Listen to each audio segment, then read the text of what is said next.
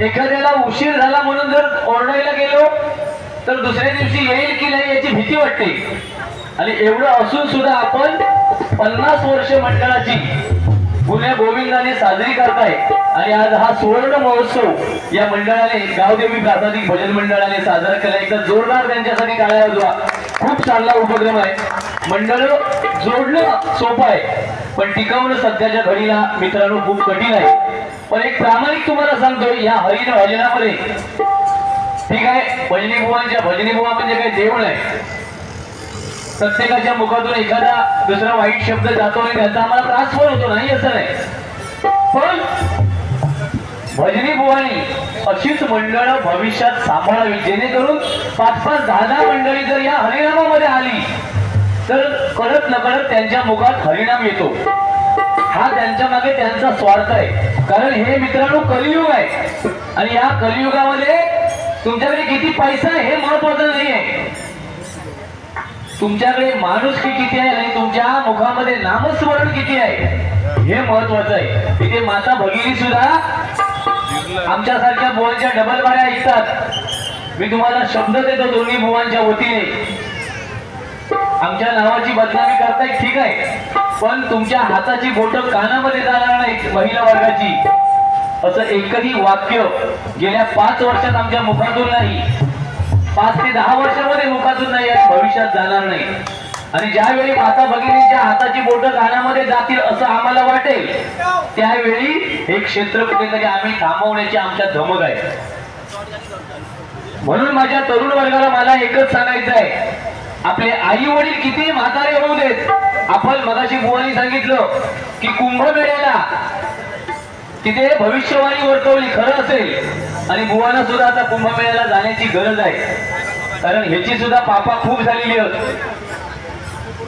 ते त्या ठिकाणी साधू संत महंत गेले ते पुण्य त्यांचं आहेच, पण तुका पापा धुण्यासाठी जाऊची गरज आहे। कारण सिंधुदुर्ग जिल्ह्यात चिडखोर जर मी असाल पण पापी बुवा असेल तर सिंधुदुर्गात तू असं लक्षात ठेव। काय पाप केलंस तर स्वतःच्या मनात विचार, स्वतःच्या मनात विचार, मी आयुष्यात सगळं पुण्यच केलं आहे का?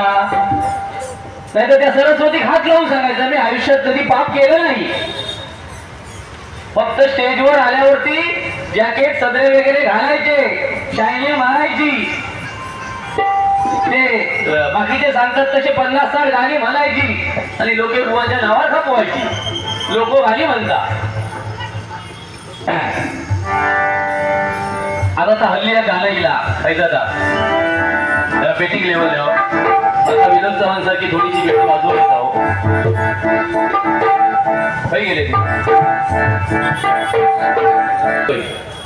हे बाजारात 2-3 महिने किंवा 2 वर्ष टिकणार, त्याच्यानंतर ही गाणी तुम्हाला दिसणार नाही, दिसणार ती वेगळीच गाणी आहेत। ती अजरामर झालेली आहेत आणि त्या गायकांनी अजरामर करून ठेवलेली आहे। हल्ली या गाण्याला बघा, प्रेमावर वळलं ग तुझं आता मन भरलं ग तुझं,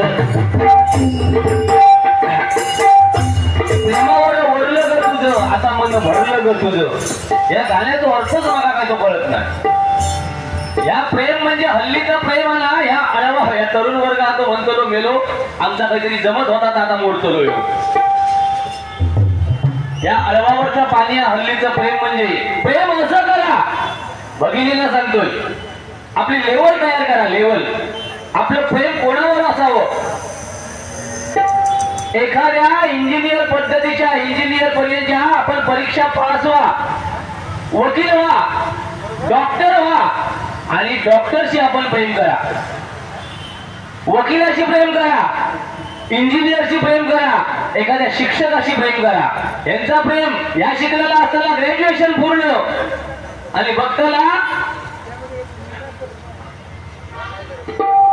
कोणा रस्त्यावर 2 बाजूचा ह्या भाजरावलेले वर हे गचकारण आणि हे शाहीवर 2 व्हीलर असे घेऊन जर बसले, तुमका सांगतोय भगिनी जर काय असले तर राग मानू नको, आमचे भाग्य असेच असतात, आमचा मनोरंजन कमी असता पण त्याच्यातून प्रबोधन पण असतं। त्याच्यात जर 10-20 मुली जर ऐकत असतील तर 5 मुली त्याच्यातले सुधारले तर आमचा त्याचा पुण्य लागता। लक्षात घ्या, कारण आम्ही सुद्धा मुलींचे बाप असो, आमका आज भीती वाटता आमची पोरं काय करतील, पण आमची पोरं काय करतील म्हणून आम्ही समाजात सांगू नये असा त्याचा अर्थ होत नाही.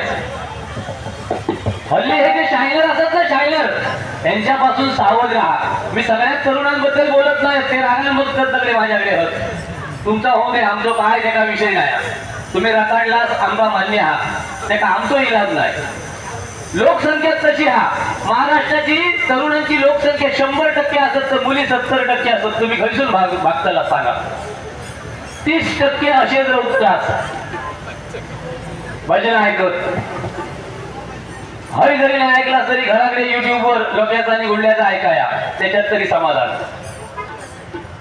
पण तुमचं भजनावर प्रेम, आपण ह्योच माझं तरुण वर्ग आला, ह्योच आमची नावा सुचवता. लक्षात ठेवा, प्रत्येक वेळी आमका लोकोच होयो, आमका गुंडोच होयो, आमका समीर कदमच होयो, आमका जोईलच होयो, हेच नाव सुचवतात. माझ्या भगिनींका सांगूचा हा, प्रेम करताना असं करा, आपल्या आई वडिलांना विश्वासात घ्या. ही गाणी आहेत ना, ही गाणी ही लागली काय तुमका असा वाटता की काय माझ्यासाठी हिरो बघले मी. भाड्याचे पॅन्टी असतात त्यांची, लक्षात ठेवा, भाड्याचे पॅन्टी. मित्राची पॅन्ट आणलेली, त्यांची पॅन्ट पण त्यांची कमार असता 25ची आणि ह्याच्या पॅन्टीची रुंदी असता कमरेची 28.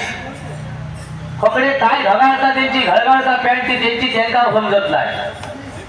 पहिला एखाद्या, म्हणजे मी सांगतोय ते हे जुने लोक बसले त्यांना 100% पटेल. एखाद्या मुलाला जीन्स पॅन्ट मिळत नव्हती तर त्याचा बाप शेजाऱ्याची नंतर मित्राच्या मुलाची जीन्स पॅन्ट आणून देत होता. आजची परिस्थिती वेगळी आहे. 5,000ची जीन्स पॅन्ट बाप मुलाला घेऊन देतो. बरं, त्या जीन्स पॅन्टी 100 ठिकाणी भोका असतं, 100 ठिकाणी. हे कलियुग आहे आणि या कलियुगातून आपल्याला जर करायचं असेल मित्रांनो, तर प्रामाणिकपणे आपल्या आई वडिलांची सेवा करा. तुम्हाला तीर्थक्षेत्राला जाण्याची गरज नाही. तुम्ही जर घरात जर तुमचे आई वडील दुःखी असतील, तुमच्या नावाने रडत असतील आणि आपण जर पंढरपूर, तुळजापूर, गाणगापूर, अक्कलकोट हे जर करत असू, 100% तुम्हाला पुण्य मिळणार नाही. तुम्ही तीर्थक्षेत्राला 100% जा, पण घरात आई वडिलांना पहिलं बघा, आपलं ग्रामदैवत बघा, आपलं कुलदैवत बघा, सगळं त्याच्यामध्ये आहे. लग्न का होणार नाही? माझा शब्द आहे, जे आपल्या आई वडिलांची सेवा करत नसतील त्यांनी उद्यापासून चालू करा. सकाळी उठल्यावर आपल्या कुलदेवतेचं स्मरण करा, ग्रामदेवतेचं स्मरण करा आणि बघा महिन्यात फोन करा. फक्त लगीन होऊच्यासाठी नको हा, आयुष्यभर करा. 100% आपल्या ग्रामदेवतेमध्ये किती ताकद असते ना मित्रांनो, तुमच्या वयस्कर लोकांना विचारा. तुम्ही मला सांगा, आज परंपरा, हे जुने लोक 12-5चे मानकरी असतात. कधी एखादो मानकरी तुम्ही बघलास खामकाठी घेताना जीन्स पॅन्टवर असो, वारा काढताना एक तरी असो दाखवा, तो धोत्रातच का असता. ही परंपरा आपल्या हिंदूंची, लक्षात ठेवा. आणि ही आपण प्रत्येकाने सांभाळली पाहिजे. हे खैचे बुवा तुमका सगळेच बुवा सांगायचे नाही. हल्ली बुवांचं एक गाणी ही पॅटर्न, प्रेमावर वरले ग तुझं आता मन भरलं ग तुझं, प्रेमावर वरले ग तुझं आता मन भरलं ग तुझं. काय करुण तुझं वैरी गजाला मला, काय करुण तुझं वैरी गजाला मला.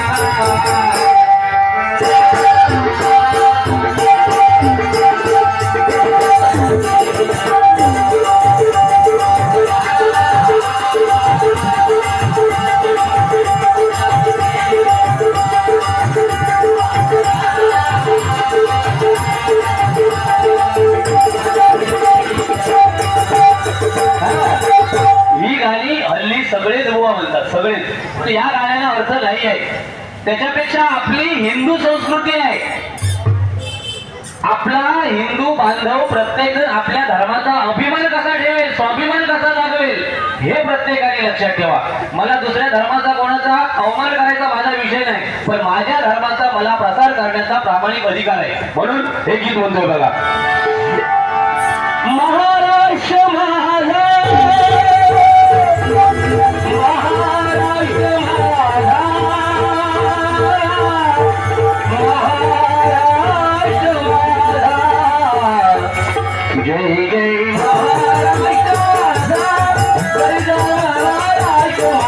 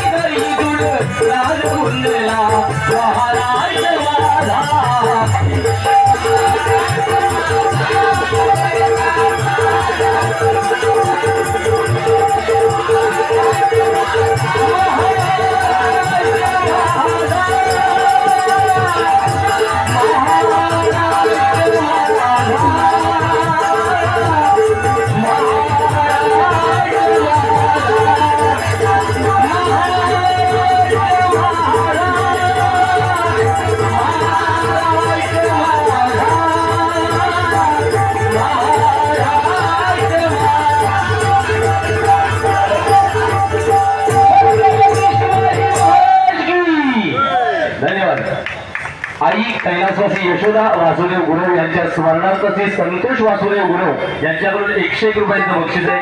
धन्यवाद. त्याचप्रमाणे कैलास दोल जमुआ इथे गाजले कोकण मूल्य भूमीवर. मी हे बाकीच्या बुवांसाठी बोलत नाही, पण ज्यांना झोपता त्यांच्यासाठी नक्की बोलतोय. एक त्यावर दे गावात, एक त्यावर दे गावात, एक लीला गावात,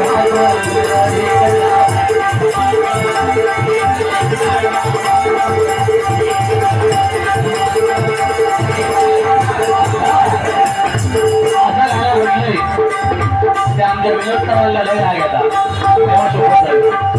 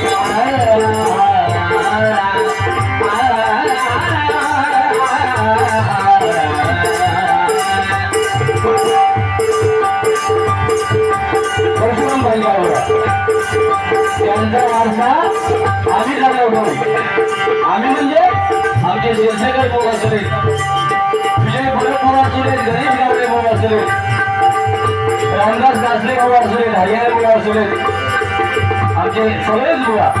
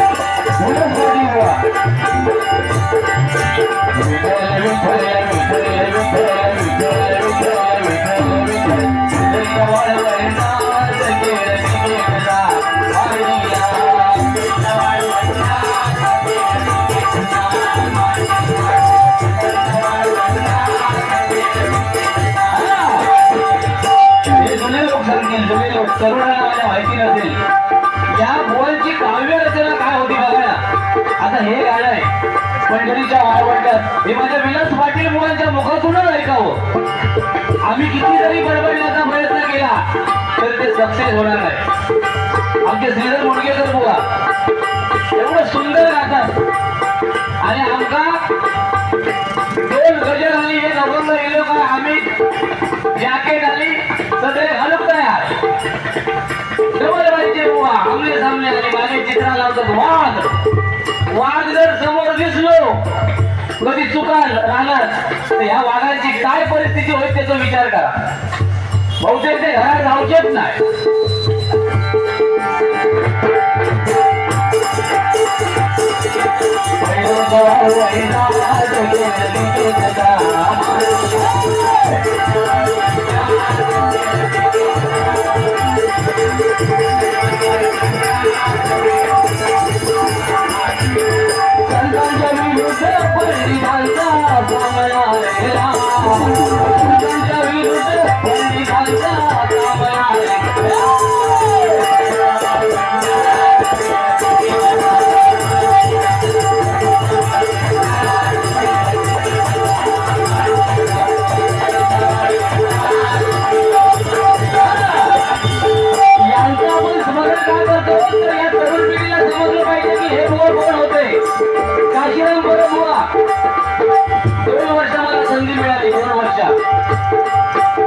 रवी कदम दरवर्षी 12-12ला ते डबल वाला ठेवतात. तिथे मुंबईला सुद्धा मला वाटतं गावडे मुलांनी यावर्षी केली. हे त्यांच्या विद्यार्थ्यांनी त्यांच्यासाठी केलेलं योगदान आहे, लक्षात ठेवा. आपल्या गुरूंचं स्मरण करणं हे विद्यार्थ्यांचं काम आहे. माझ्या मायबाप बहिणी श्रोत्यांच्या समोर कदम बुवा कोण होते, पाटील बुवा कोण होते, माका काय काय बुवा हिलवतात तुमका सांगतोय. तुझा स्वतःचा काय हा? अरे माझ्या आजन एवढा करून ठेवलेला हा आज माका संपत नाही. तेव्हा तुमच्या सर्टिफिकेटची त्या मुवांगा म्हणजे त्या मुवांगा सांगतोय गरज नाही. मी जा करतोय त्या माझ्या परशुराम बुवांचा, माझ्या विजय परब बुवांचा साक्षात प्रामाणिक मांडण्याचा प्रयत्न करतो. आणि ज्यावेळी सांगतील हे मायबाप की बुवा परशुराम बुवांचा गाऊ नको आमका आवडत नाही, त्यावेळी 100% आम्ही म्हणायची काय